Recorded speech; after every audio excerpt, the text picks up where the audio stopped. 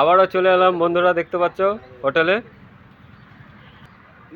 Prithviraj hotel. এই যে দেখতে পাচ্ছ রেল লাইনের ধারে রসুলপুরের মার্কেট।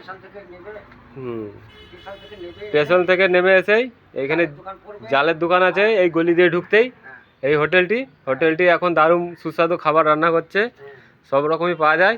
এই যে ভেতরে ঢুকে পড়লাম, এই যে ওই দাদার হোটেল বন্ধুরা দেখতে পাচ্ছ, এখানে সব রকমের আইটেম পাওয়া যায়। এই যে রান্নার আইটেম হচ্ছে, আজকে কি রান্না আছে দেখে নিচ্ছি আমরা। এই যে এইদিকে মাছ,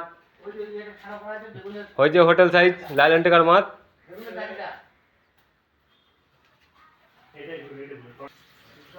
দেখতেই পাচ্ছ সবজি ভাত 30 টাকা, মাছ ভাত 50 টাকা। খুব অল্প দামে খাবার এখানে দিচ্ছে। এত গ্যাসের দাম বেড়ে গেছে, তবু কিন্তু ওই দাদা দাম বাড়ায়নি খাবারের, একই রেটে দিচ্ছে। দাদার হোটেলটি ছিল রেল লাইনের ওপারে, ও গায়ে স্টেশনের গায়ে ছিল, ওখানটা ভাঙচুর হয়ে গেছে, তাই দাদা এদিকে এসে নতুন দোকান একটা লাগিয়েছে। তোমরা যা দেখতে পাচ্ছ এই হোটেলটি চলে হবে। এই যে সাইডে এই কাকা জালের দোকান আছে, এইদিকেই খুব ভালো খাবার তৈরি করে। চলে হবে, এই গলি দিয়ে ঢুকতে হবে। রসুলপুর যে মাছ বাজার আছে তার বিপরীত বাঁ সাইডে যে রেলগেটটি আছে এখানে।